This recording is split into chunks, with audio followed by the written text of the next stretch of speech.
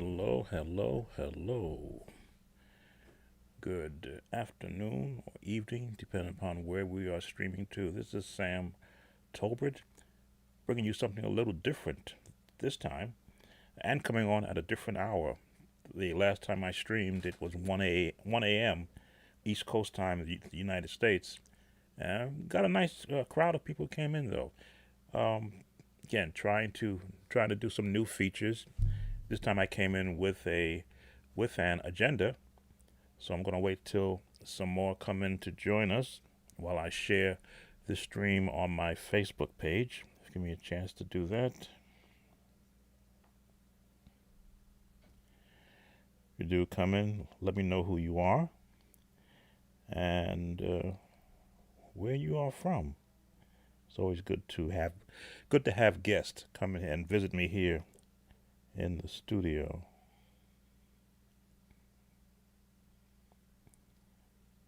I'm just sending in my stream location.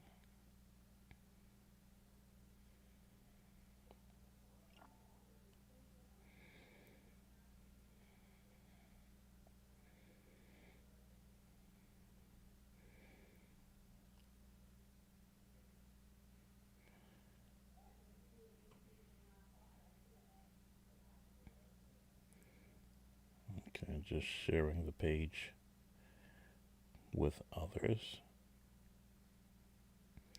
Music has been a staple in my family. Those of us in my family who are musicians, were raised on the piano and the Hammond organ. So when the keyboards made their first emergence, it kind of put us in a different light because we're used to sitting down a certain way, hearing a certain tone when you pull drawbars out. Welcome, Anthony. Things are going good. Things are going real good. Feeling a little bit talkative today, and I've got a something that I want to be able to share with musicians because one of the big things about music is having the correct instrument that is suitable to you to practice on. So we're going to go into a little bit looking at one of the sites that I have actually purchased from over the years to see the different keyboards that are out there and how you can apply them to what you do as a church musician. Plus, we'll be looking at prices. Just again sharing this page on my YouTube page. There we go. So that's done.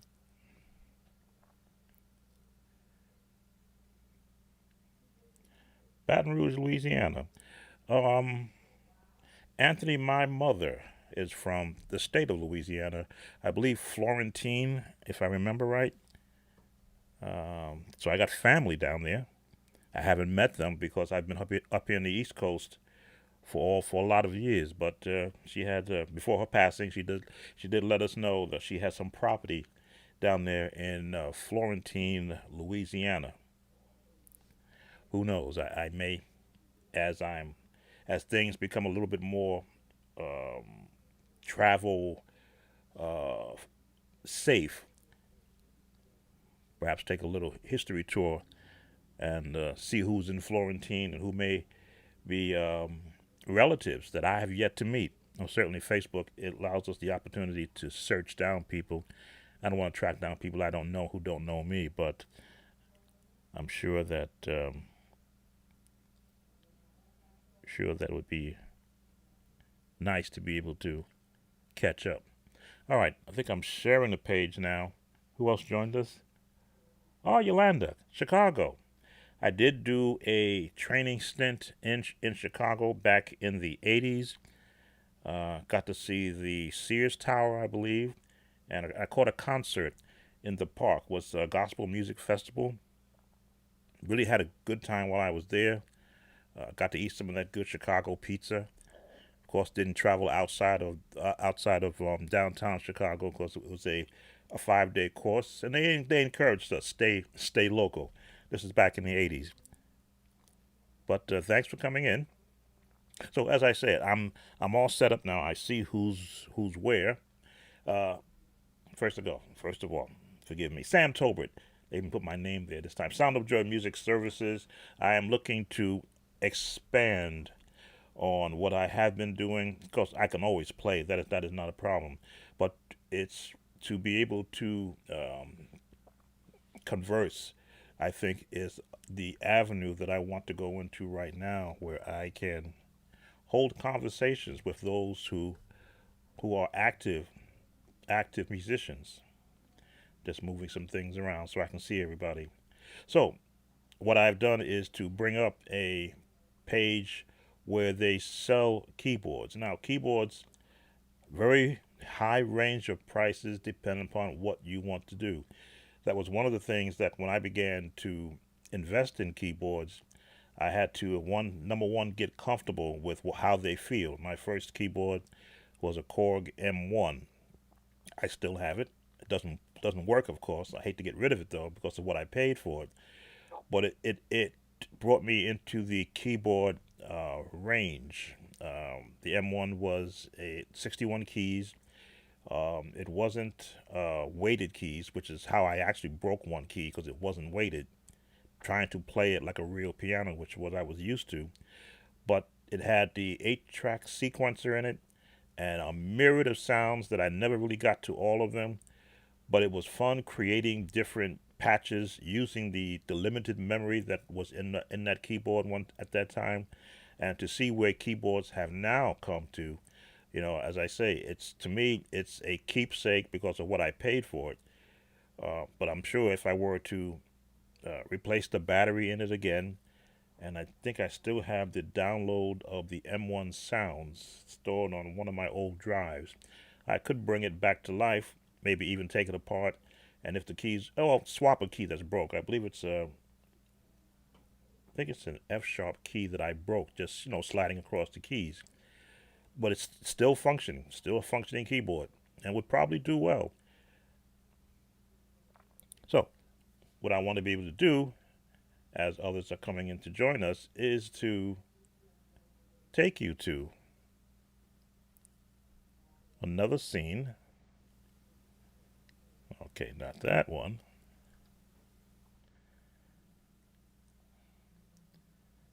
I got a scene set up.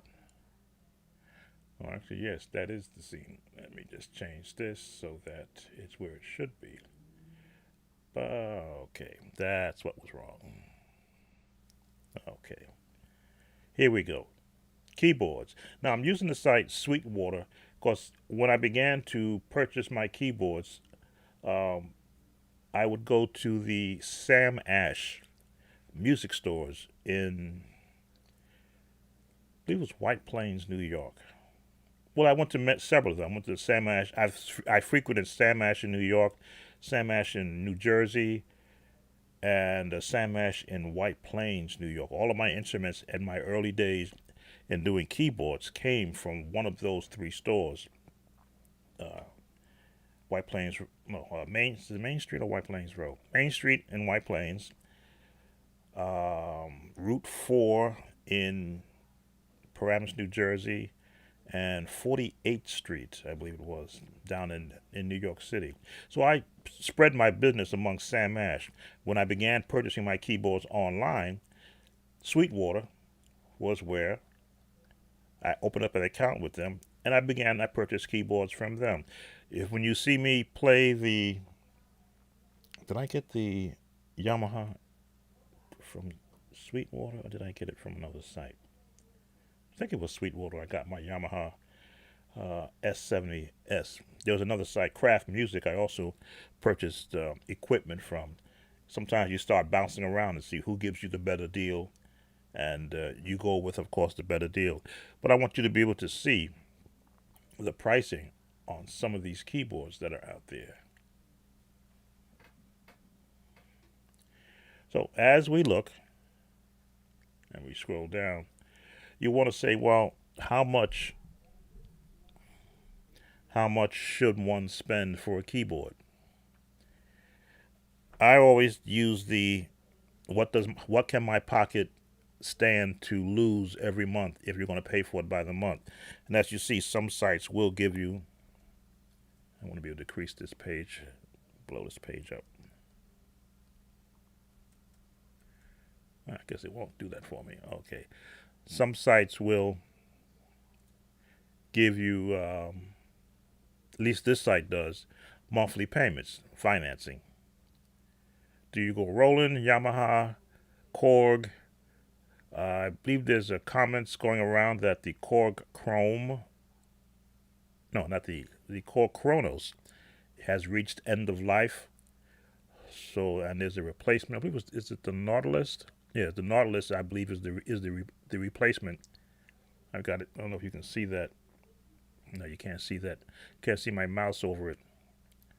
But it's over here next to the choice here. You see me flashing that.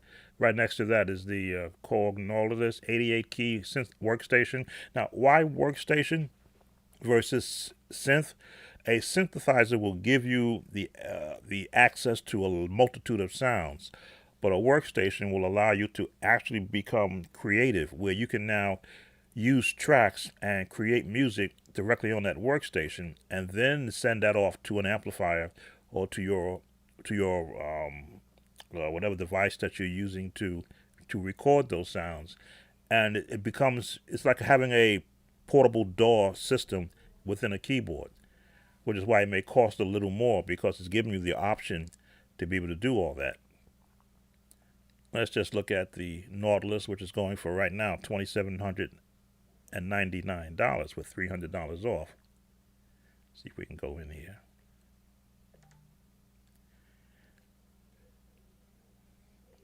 Now, all this technology, let me see if I can bring that up a little bit. Okay, all this technology from when I first bought my first keyboard back in the middle 80s has evolved to the point where you can sound like an entire band. Look at all this beautiful technology there. Sound like an entire band. And you sometimes you want to do that if you're a lone musician. But if you have a bass player, if you have horn players, if you have string players around you, then it kind of makes that mood point. You now got to back off from all of that good stuff there.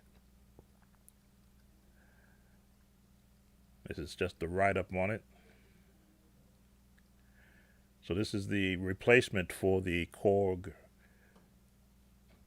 Kronos, which I believe, again, I saw some writings that it's going to be discontinued. We won't play any of the videos there. But just so that you can see what a top synthesizer workstation from the Korg family. Again, you have Korg, you have Yamaha, you have Roland. And what you do, here's 16-track MIDI and audio recording. I have 16 tracks on my Yamaha, but it's designed to work with software. So it doesn't store them all on the machine, but you can record 16 tracks onto your software. And they give you some software to go with it also. Let's see. What are they giving you? Reasons, Chord Gadget, don't know that one. I just don't know that one. Again, a lot of this stuff here is way beyond what I've been doing, because I haven't bought a keyboard, a functioning keyboard. I believe the last one I purchased, probably 2016, and that was my Korg Chrome. So all this additional stuff, tech, engines, number of keys, 88, weighted action, which is what you want. Polyphony, 140. I remember when Polyphony, if you got a Polyphony of 10, you were lucky. Memory programs, presets, filters, arpeggiators, which is a way of it playing additional sounds while you play along with it. Sequencing track, audio recording. Looks like you can do audio tracks in this one, 80-minute maximum. So this give you both MIDI and audio. Playback, memory 3 gigabytes. Let's see. Audio outputs is always a good thing to know. They give you 2 XLRs, right and left, and looks like it give you 2 additional ones for output. Okay, you've got a USB and you've got the MIDI. You always want the MIDI. Some keyboards don't have the MIDI anymore. They just give you the USB out. I like to have the MIDI out, which is what I'm using now. Weighs 50 pounds though. That's the one kicker to a lot of these newer boards that have so much in them. The weight, which is why when it's a workstation, they may show it on a stand here, but for the most part, when it's a workstation, you're going to anchor it somewhere in your studio. Like my Yamaha weighs about 45 pounds, and it stays here. I don't take that out. That's why I upgraded to the Korg Chrome. It came in around 35 pounds. I can handle 35 pounds by myself, but trying to pull the 45-pound one out and to put it in a case, no. So that's what is currently going to be replacing the Korg. I keep trying to get it. Korg Kronos. That's right.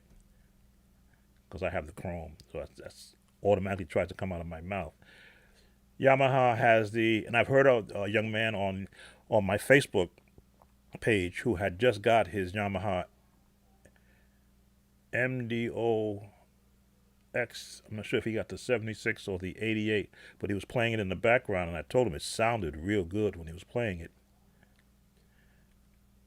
These keyboards are costly, yes, but they can help you in your growth as a church musician. As you can see, this one is going for $15.99, a lot less than what the flagship, I'll say, Korg Nautilus was going for. See this one. Okay, there's an 88 key one. Let's go to the top of the line one, 88 keys. All right, so almost $2,000 weighted action. What is better, 88 or 76? I have both. And it was a cost thing, which is why I have a 76 key Yamaha. Because of the cost. It was a difference of $800 between the 76 and the 88 key one. Of course, you always want to purchase according to what your wallet can handle. And have I missed those additional keys not being there? Not really, because I got comfortable playing within a certain range. The high end will always be there. It's the very low end you don't get. And for the most part, how many times are you going to really go below a certain range on your keyboard? There is a function, a button on the model that I have that allows me to, what's it called? Oh, it's an octave shift. So I can always octave shift down while I'm playing, hit those lower notes, and then octave shift up while I'm playing and still stay within the middle of the keyboard. I don't really use it that much, but I do have come comfortable doing that if necessary. Okay, these are some of the options you get. Let's say we're not going to play the videos because we don't want to interfere with anybody's copyright. But as you can see, each instrument manufacturer puts their own spin on what's in their machines. Different sound engines. Now, who sounds better? Does a Roland sound better than a Yamaha? Does a Yamaha sound better than a Korg? Sorry about that. Spam. Who has the better sounding board? That is left up to you as the musician. Let me see who else has joined us. Excuse me. That's left up to you as the musician. That's why it's good to go to a site like Guitar Center. Take some headphones with you, because sometimes you really can't tell how good a keyboard sounds playing through the amplifiers that they put them through, because they'll put them through little miniature amplifiers. But when you got on the headphones, you'll get a different feel for what you're playing music-wise when you're going to practice. And sometimes you can just get a nice set of headphones just like this. I'm trying to show them. That is detachable. This way, this set comes with an actual bag, and you can take them in with you, and you go to try a keyboard in, and you just don't want to break this. Let me look at it, how it's set. There we go. Take it with you. For the most part, the headphone jacks are in the front. I know they're in the front on the Korg.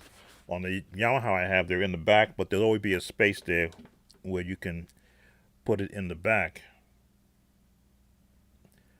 And you'll be able to hear the sounds coming through headphones. Okay, I'm not certain what's going on here. Looks like I got a delay.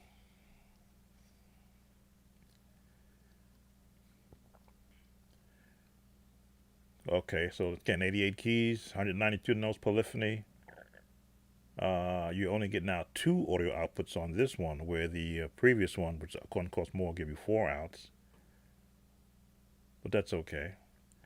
USB. And you don't get the MIDI I/O in, out, USB. Usually you'll say in, out, through. I'd have to see the back of it to see whether or not it gives you the... Let's see what the back looks like. Do you get the standard, I think it's 6-pin jacks in the back. This is important because of how you want to attach the other devices. Boy, I can't tell what this look I have here. There's your USB out.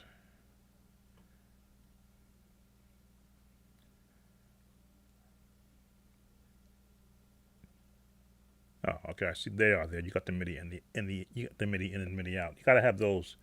Those are important for how you want to connect to other devices. As I say, my system here, I connect through. Although I could USB, I choose to use the MIDI cables because I have another device in line with them for what I use it for. So that's the Yamaha MODX8. It's not the top of the line, but it is the one that they're now pushing. The other that I've seen musicians that are now purchasing them. Let's go back to page 1. Okay. Roland has been, who has joined us. Roland has been a staple since it first came out. I remember when I had my, I was trying to think what keyboard was I using. Roland had a piano module that you could purchase, and I did have one. I don't know if it's still in my closet full of old stuff, where you have piano sounds. Roland was known for its great piano sounds. And if you wanted a certain style back for that day, you could get the module, plug in your MIDI device, and then from out of that MIDI device, plug the output of that into your amplifier for that different sound. So I've always had an affinity, that word, whatever the word can be, an understanding for the actual Roland sound and their keyboards. Never owned a keyboard from Roland because I generally take care of my keyboards, and I don't. Although I've purchased a few, Roland had never made my top 3 keyboards because I got comfortable with the Korg versions, and then finally I went to Yamaha. And then my last keyboard I purchased was the Korg Chrome, only because of the weight and the tremendous sound it had when I put on headphones. But we'll look at it because the pricing is below $1,000. This one I think is only a 61 key. Now, is 61 key bad? As I say, it's faster. It's easier to play on. I'm sure they give you octave shift buttons so that you can use all the different sounds that are on it. Bring that up a little bit. There we go. I see you get sliders on here, different modes, all these good stuff that drives you crazy. All these different sounds. Let's see. Okay, there is an 88 key one. Let's see how much higher it goes. Okay, $1,200 for the 88 key. Should be weighted keys. Yep, hammer action. velocity sensitive hammer action keys. Okay, weighted. And most of these companies will give you a weighted key version.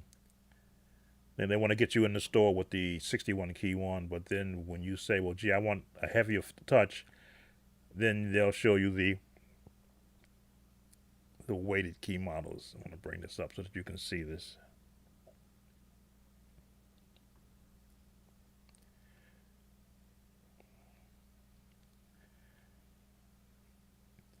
Not sure what you're able to see. And of course, they have their own sounds. Portable synth with a real piano feel. Well, they depend upon if you've had the experience of playing on a real piano. That's the only way you can tell. Because I played a Steinway early in my years as a church musician, I knew what a Steinway piano felt like, and how much pressure it would take for me to play it and be comfortable playing it. So I was able to use that knowledge and that understanding as I tried other keyboards. Now, I didn't show you the actual Casio. I have Casio keyboards also that I say I bought with my wallet, but the Casio keyboards that I bought were excellent. In fact, one of them I still have. It's got to be at least 14 years old now, and it still works. It still works like it was brand new. And of course, I didn't wear it out. It's just as comfortable as I don't know what when I play on it. So if we got to different types, keyboard synthesizer with sequencer. Okay. Their own software that runs the sound. Weighted action, Roland Ivory Field G keyboard, whatever that is. 128 notes. The other one, I think we saw what the previous one had 192 notes. Polyphony, yes, the word. Presets, 12,000 patches, 30 drum kits, 64 performance. Those are important when you're playing alone. Only an 8-track sequencer, so there you have the differences now. Audio outputs, 2XR, okay. Headphones, of course, 1/4. USB, it's got the MIDI I/O. Pedal inputs, okay. Power source, these are important. A DC adapter or 8 batteries, which means that you can run it with batteries. And only weighs 35 pounds. 88 keys, piano feel with 35 pounds. That's not bad. It's not bad at all. Easy on the back. Easy on the back. So let me just come back here. So I just covered some of the things that some of the keyboards out there. So let me just bring it back here. I think I should be able to show you my keyboard. I've done a video already for one of my viewers who wanted to know how he can use his better. I'll use mine as an example. Let's see. Trying to remember. I've got a setup here that shows my keyboard. Not that scene.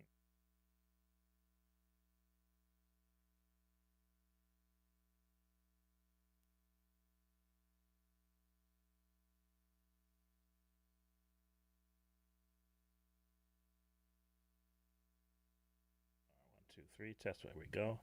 We got a signal. This is my board. This is the Yamaha S70XS, and I've done a video on this already, but I just want to give you an idea from a keyboard standpoint. When you go looking for a keyboard, what do you want to look for first? If price is not a concern, and by concern I mean if it's not going to, if price is not going to put you or your pocketbook in a pinch, then you always want to look for what are the features you want. If you this is 76 keys. Again, here's the lowest note. There's the highest note. As I said, I can change the octave and go down. That should be the lowest note piano on a keyboard, but because it's an octave switch, nobody plays down there unless you've got one of those real German pianos that do go to that range. So as you can see, it sounds horrible. But with an octave shift, you can go to there. So what do you really want to look for? Does it feel comfortable when you're playing your chords? No matter where you're going to be, and you can only feel what it feels like if you've actually have a piano background. If you come from an organ background and you've never really touched a lot of piano, weighted keys might feel a little bit stiff to you. It's a normal feel to have the keys feel stiff when you're a piano player, because piano players are used to having their fingers articulate how loud, how soft they want to play, versus an organist that pulls drawbars or plays with the actual volume pedal. There's a certain percussive waterfall sound. Who has joined us? Welcome, Sub-Zero. You know, I have not tried the Nord Stage series, but you're correct. As I looked at different videos, I think I was looking at one yesterday on another site where a guy was teaching a song on his site. He had the Nord Stage, and I was looking at it. I'm going, well, gee, it looks impressive, but so many buttons. But when you want to have that actual piano sound,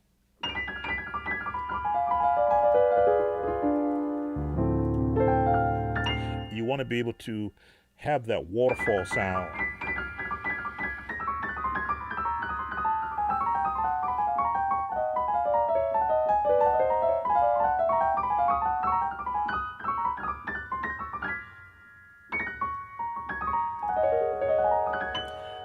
You can only get that comfortable with a weighted keyboard. Number one, you won't break it if you're sliding your fingers across and just happen to get one chord in it, like I did on my chord, and break it. But you learn how to float across the keys.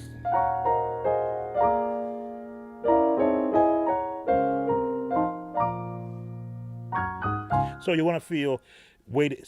Semi-weighted is good if you're going for an organist feel. The organist keys on an organ are in that semi-weighted category. But if you want to get real comfortable in a piano sense, where you want to be able to emulate different instruments, like I can switch to an organ patch and piano feel, but because I know what an organ sounds like,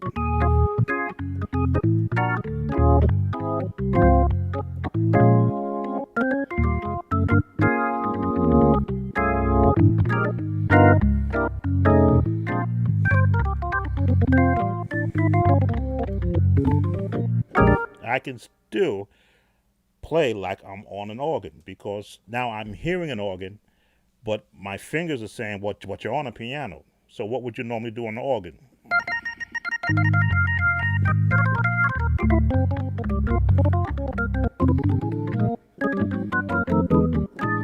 So now I got to think still that I'm on a piano, but move my hands a little bit quicker, because when I play an organ, my hands can fly across an organ keyboard, or because the touch is so light. So I have to think, as they say, in many different thoughts, if I'm going to be doing, just switching back to my piano sound, if I'm going to do an organ sound, I'm going to come back to the piano. Now my hands are not flying across the keys. So I now got to think piano again, where I got to hold a note here, get a sustain pedal there to hold that note.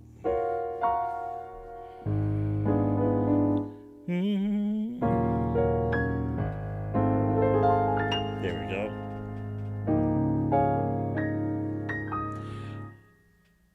But that all goes into the same concept of what do you really want to be doing with the instrument that you're looking at purchasing. I tried to, when I began researching my first early keyboards, tried to go with the attitude of, well, what do I want to use it for? Piano was number one. So as long as I knew I was getting a keyboard that was going to give me a decent piano sound, organ was number two.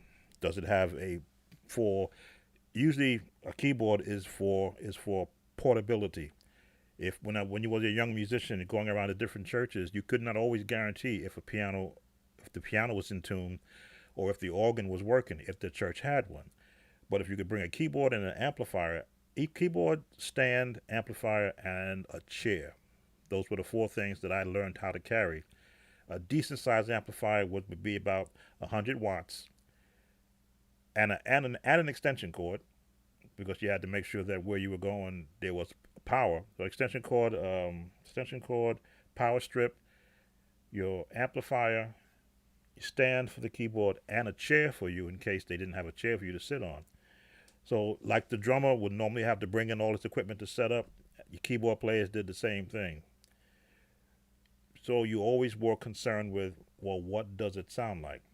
Now, as I say, the Nord Stage series, I have seen other musicians playing on it, and like any other instrument that you get, how they're using it. The Nord, I believe, has the drawbar settings for the different organ sounds, and also it does piano sounds. And it does a lot of sounds. In fact, let's see if the Nord is in this family. Again, I never really looked at the Nord. There we go. Let's see if they've got the Nord, and they should have the Nord in here.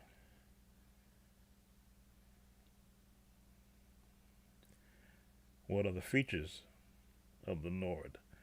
Let's see. Yamaha, Roland Phantom, Roland, I can. Yamaha Montage, Core Chrome, Roland. Kurzweil, Kurzweil was a good piano also. Casio still hanging in there. They've upgraded their sounds from when I first purchased my first Casio. I purchased one. I purchased two Casios, and they both still work. Okay, for some reason Nord did not make this page. Let's do a search. I'm sure they do so. Here we go. Nord stage. Let's go stage 3. Yeah, look at the pricing on these keyboards. Let's go to stage 3 88 keyboard. So now this is that what they call rarefied air. This is where when your pockets are deep, this is when you go up here, and it's on a special too. $1,300 off. Normally sells for $6,000. So you're asking me, what about the Nord? I'd hope it sounds like everything you want it to sound like for this amount of money. Let's see if I can adjust this up. As I say, each time I see one in a video, I go, you got to be a mad scientist to navigate all these. But they're the drawbars when you're in the organ mode, and a myriad of buttons and dials. And in fact, I don't even see. Is that the only window? Yeah, I guess that's the only window you get that lets you know what does what. Now, is this rocket science from a musician standpoint? To me, it is. Yeah, to have all those buttons and to be able to manipulate them. Let's see what we got here. Ultra light 88 key stage piano, amazingly light design, standing performance, 5th generation stage series, award-winning Nord A1 synth engine with sample playback, organ engine, okay, piano source for organ, piano, simulation. It's designed for that. I'm not going to play the things here. Fully weighted hammer action bed. A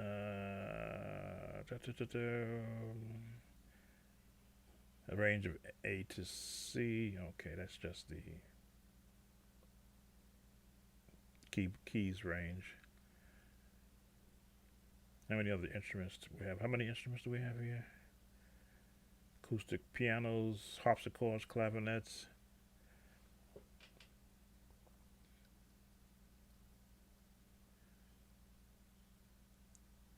What about everything else that's not?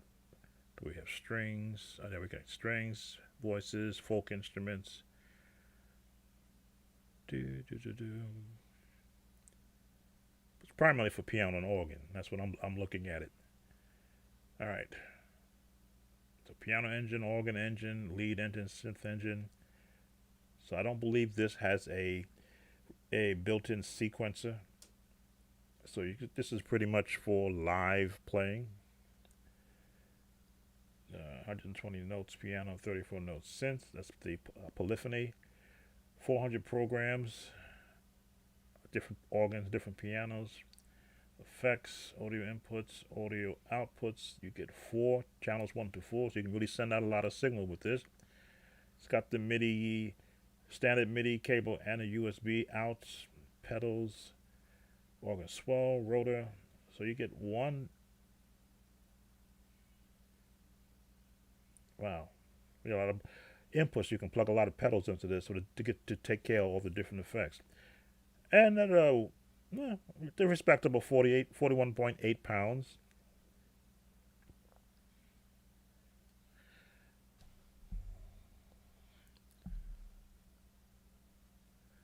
As I say, rocket science to be able to play this. This is and I'm sure, you can always go. I can always go to YouTube and find a demo. In fact, they have a demo here of it being played. Would it sound better than my Yamaha? I've often said the hearer determines how good something sounds. If you're an avid listener, can a listener tell the difference between a live piano and a synthesized one? I've always wondered that.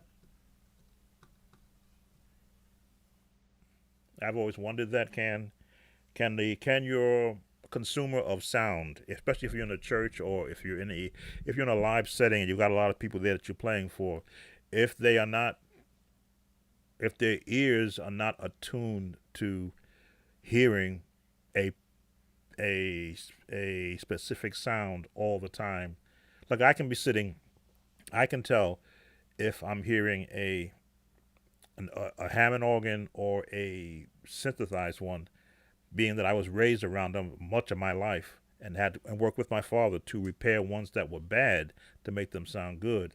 I can tell if you got bad tubes, the tubes are leaking. If back in that day was 6L6s in the main power amp, if they were going bad, I could tell if with the bass it didn't have a real bottom to it. When I play my Hammond B3X, my Hammond BX3 software, I can tell this is not a real Hammond. Mainly because I don't have what supports a real Hammond, a Leslie tone cabinet. Now you put a Leslie tone cabinet going through as an output for this, then I may have a different feel, a different hearing for it. But from a recording standpoint, when I add it into my recordings, you say, well, that's an organ. You hit a Leslie, oh, but that's a Hammond organ or a actual simulated organ. It's got the click sound when you play the keys, which is traditional to a Hammond organ sound. But for those who are Hammond players, they'll go, yeah, that's not a real Hammond, because they would know that a real Hammond has its own quirkiness, quirky sounds to it. If you've been hearing them for a good part of your life. But Nord Stage is a professional keyboard. You often say, well, aren't they all professional? Well, I'm not a professional musician. I'm a church musician who has learned how to manipulate the sounds of a keyboard or whatever instrument that of a keyboard's stature that it has in front of him. Am I on the level of the professional guys that use this? Yeah, if you put it in the piano mode, I'll be able to play it. You put it in the organ mode, I'll be able to play it. But you put all those knobs there to tweak this and turn that and adjust this frequency from a 10 this to a 3 that, and then to bend this, probably not. I just want to play. And that's why I say, from when you're looking for a keyboard, what's besides price, see if I can get some of this back to where we were. Besides price, what you want to do is you want to be able to play. You want to be comfortable, price-wise. Let's see. I want to go through the. Go back to the keyboard workstations. Now I went to the workstations for the reason that you can actually create music. Yeah, I can't do it with the keyboard I have here. It does not have. It has a sequencer, but it's software driven. If I had the Cubase software installed, the keyboard will track all 16 tracks in Cubase, so I can actually play the original sounds from the keyboard into the software. But because I'm a Pro Tools user, I can't do that. I may investigate Cubase, since it's been a while since I even had looked at that. I don't even know if the latest Cubase software will work with this keyboard, and I'm not going to buy a new one. But we're just looking at some of the other keyboards that were here on this listing that we were looking at. Let's see. We stopped when we got into the Roland. Roland has the Phantom, Kronos. We looked at that one. Yamaha has the Montage, which I guess has replaced the Motif. I don't see a Motif in here. Who joined us? Okay. But like anything else, when you're looking at these prices, 2,000, 3,300, 2,000, 3,300, 3,900, almost $4,000.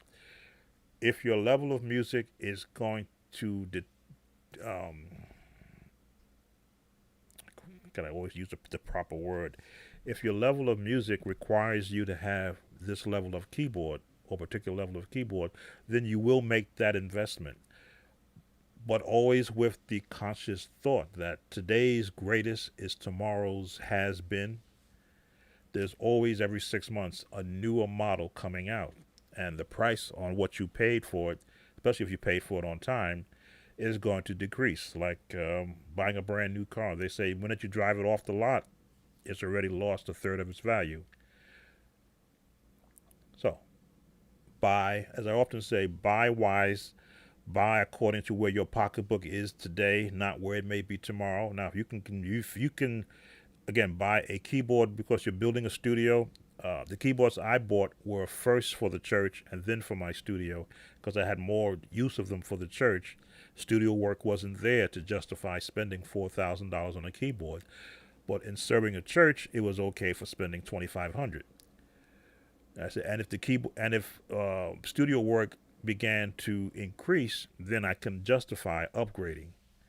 Didn't get as big as I would have liked it to have gotten, but that's okay. It still let me to have a board that was comparable so that I could play what I wanted to play based upon how I wanted to sound. And yes, a keyboard will make you sound good, and a better keyboard will make you sound better. Welcome, Michael. I have the MX88. That the Korg. Let's see what the MX88 looks like. MX88. Yamaha. Okay.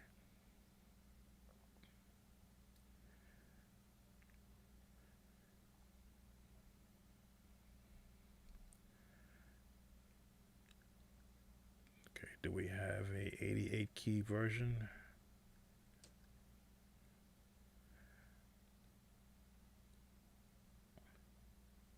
Okay, this is one up from the MOX8.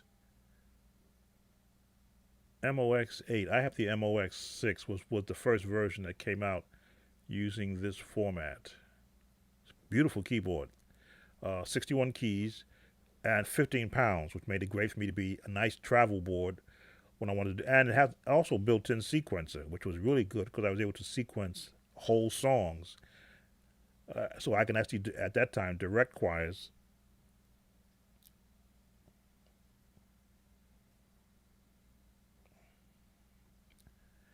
not sure if OBS is running a little bit slow. Oh, that's what I didn't do. I'm talking here, and I didn't bring you here. This is what I wanted to do. I'm actually watching the production. I'm looking, I'm seeing, I'm making all this talk, and I don't see the screen up. Back to what I was saying. 88 key weighted keyboard action sequencer, excellent price. Normally $1,300. They're giving you a sale of $300, almost $300, so it's down to $10.99. 88. Anytime you get 88 keys for close to $1,000, and it gives you a lot of different sounds, then you've done well. You've done well. Why am I not seeing? Oh, here we go. I like to walk across the keyboard. So they give you dials for adjusting the different tone patches. If it's like the one I have, I said I have the MOX6, which is the first version of that one. You can adjust tempo. You can adjust octave sounds, different tones. Doesn't look like they give you. Yeah, they took away some features. Like it used to be to plug a microphone into it. You can't do that. You've got a window there to let you know what keys you're on. Jog wheel. And looks like you got some sequencer buttons there also. 16 track.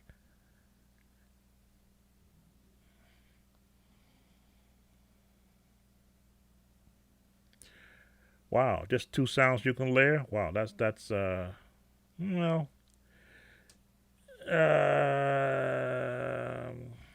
what can you do to get around that?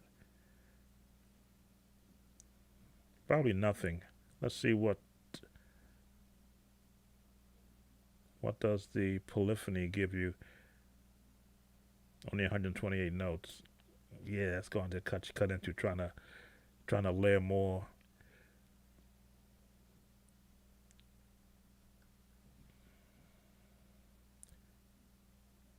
Trying to layer more sounds. Let's see what else we got. Okay, but it's made for production. I see they still give you the software with it.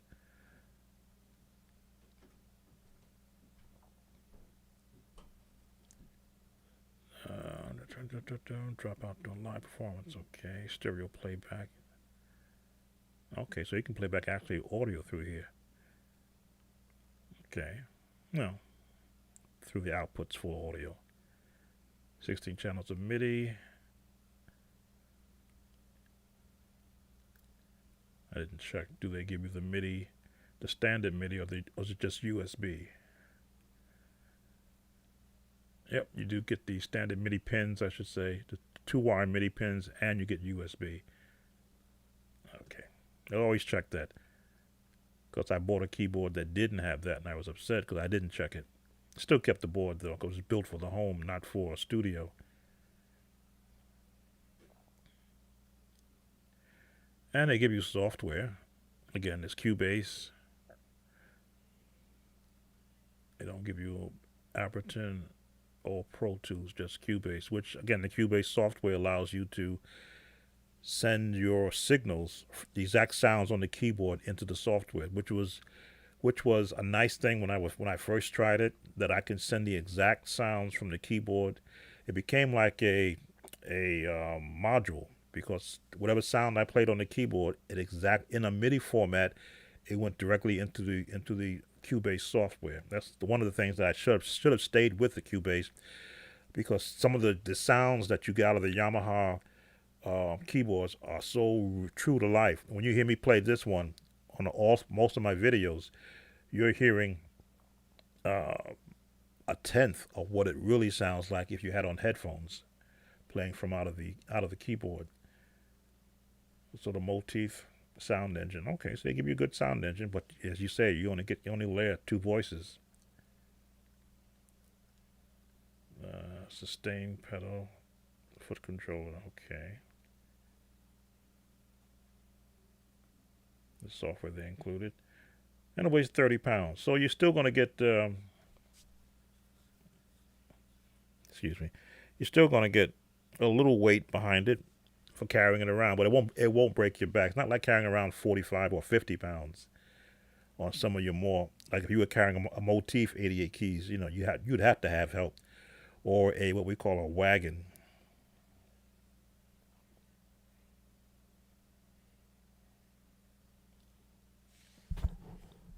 Welcome, Herman. It might be a workaround, but I tried it up in the Guitar Center and it was only 2 sounds layered.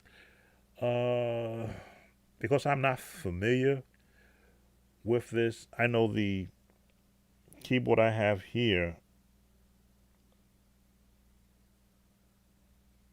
this Yamaha only lets me, when I turn on the layer feature, it only allows me to layer 2 sounds. Now that may be a Yamaha thing if you don't have the Motif, which has all the different sliders. But if I went into one of the arpeggiated programs, then I have all sliders can control four different types of sounds. I guess it maybe it's something that you can actually create yourself as your own sound, where you actually go into the, I think they call it initialization. You can create your own sound, and I think you can set the parameters as to what you want. That's when you get the manual out, as they say, or go to YouTube and find out who has done it, and we'll show you how to do that. But again, not a bad board, just from what I've seen so far, and the fact that you do have weighted keys, and that Yamaha the Motif sounds, and to be able to support a church with music. That's what you want to be able to do.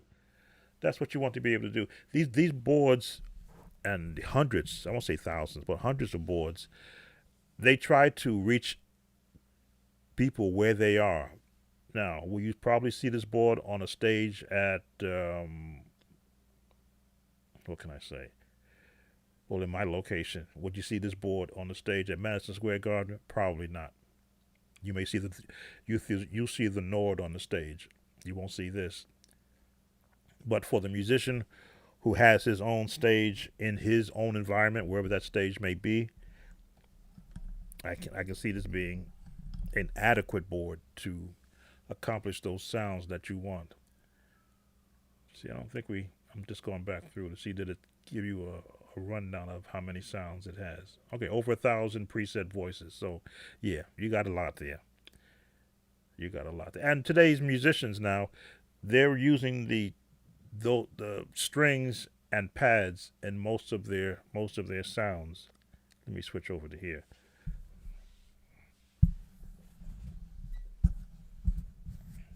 Most of the time they're using strings and pads. Let me go. There we go.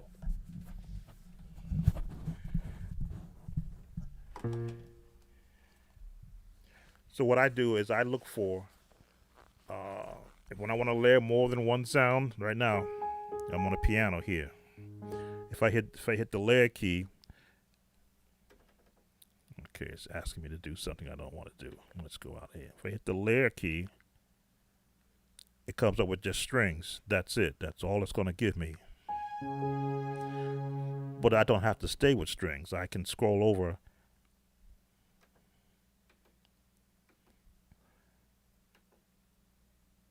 No, that's not nice. I want to switch over. I don't want to do the strings. Okay, I can switch over and go to a synth pad. That sounds horrible. Go to pads. There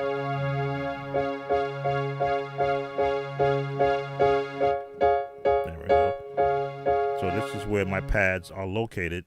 The pads have its own combination of sounds, so I can scroll into it, go to all, and scroll down as to how deep do I want the sound.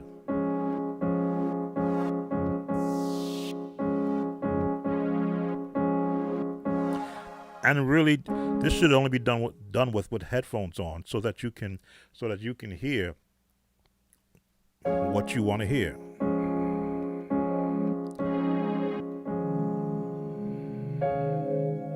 Weird sounds. Again, you may get 1,000 sounds. You may only use 50.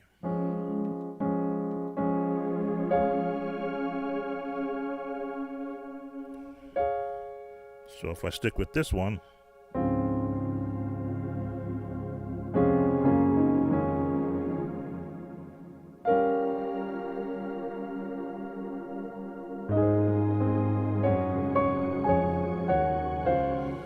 not something I would pick. So let's try them again.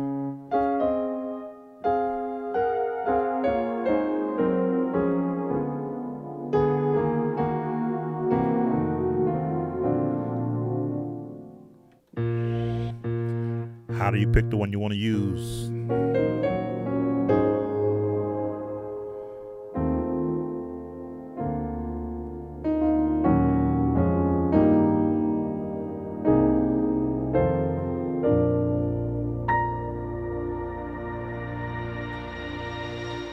And as you can see, that's all built into it.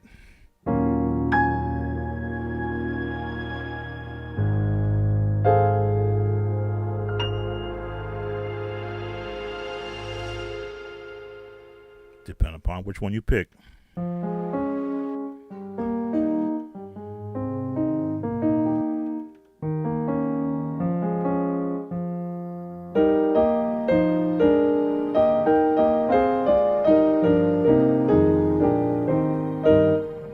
Wow.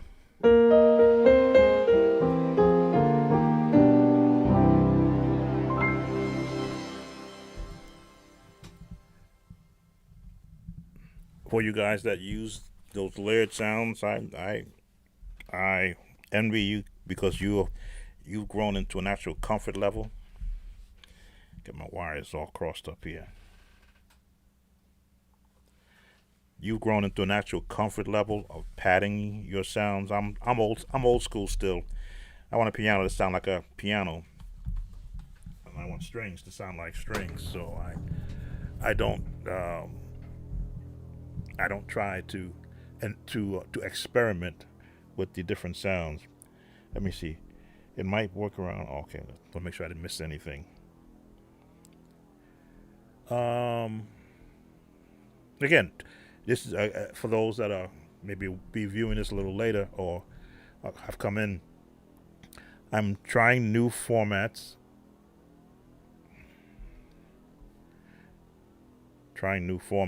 In my presentations.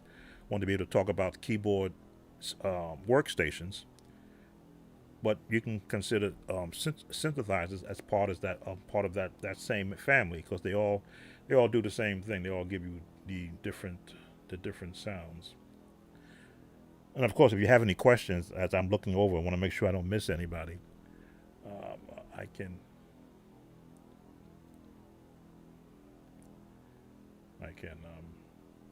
always stop to answer a question.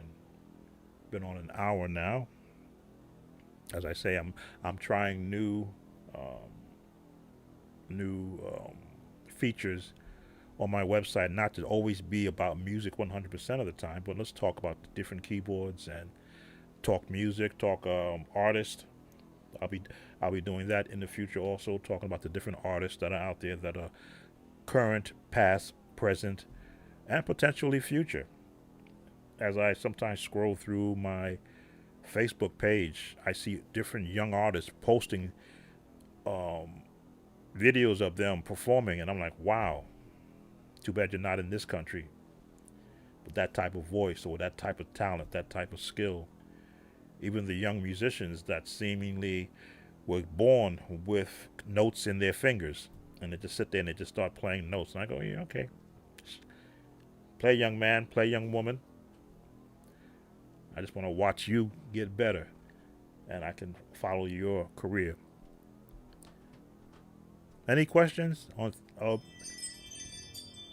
I know I covered the MX88 and the Nord board. Those are two that I wouldn't have gone to. What other boards from those that are out there that you're actually using? We can just take a look at it. Again, this is the site at sweetwater.com, which again is where I have purchased keyboards in the past. Never had any problem with their keyboards. They're still here functioning. They may be on the shelf right now because I'm using just one particular one, but never had a problem with them. In fact, the Sweetwater site would call me once a year to see did I need anything else.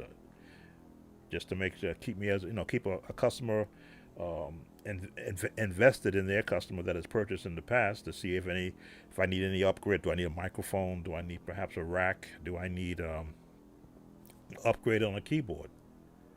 Who knows? If they call again, I may see if they may take a trade with some of the keyboards I'm not using towards perhaps. Oh, maybe I should go for the Nord. Who knows? Who knows? Who knows?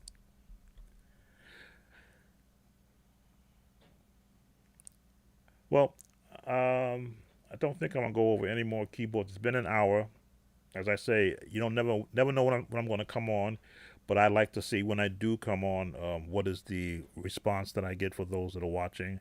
I'll be watching this video as I do all of the ones that I put out to make sure that I'm doing a good job of communicating. Sometimes I get tongue tied if I don't think out my whole sentence. But give me your comments. Post what you think you would like to see me cover. If it's about music, that I can cover something about music. As always, I always ask if there's any song you would want me to play. I always like to end with a song because it's what I do. We're still in Black History Month.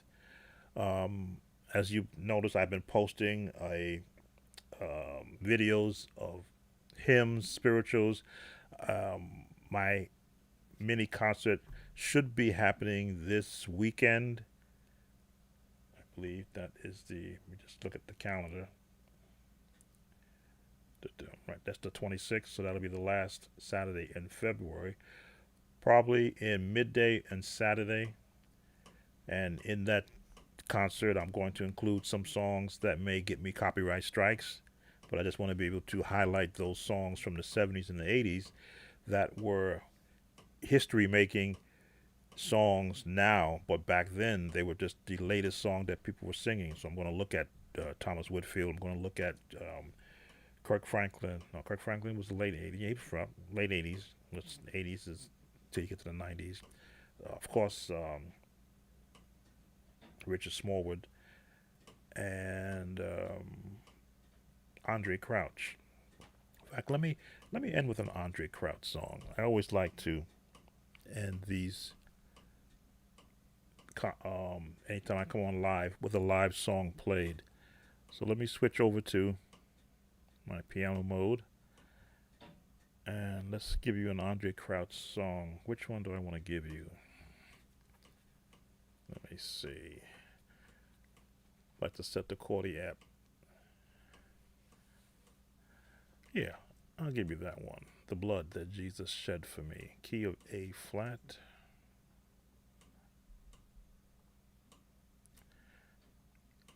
And we'll go out on that song.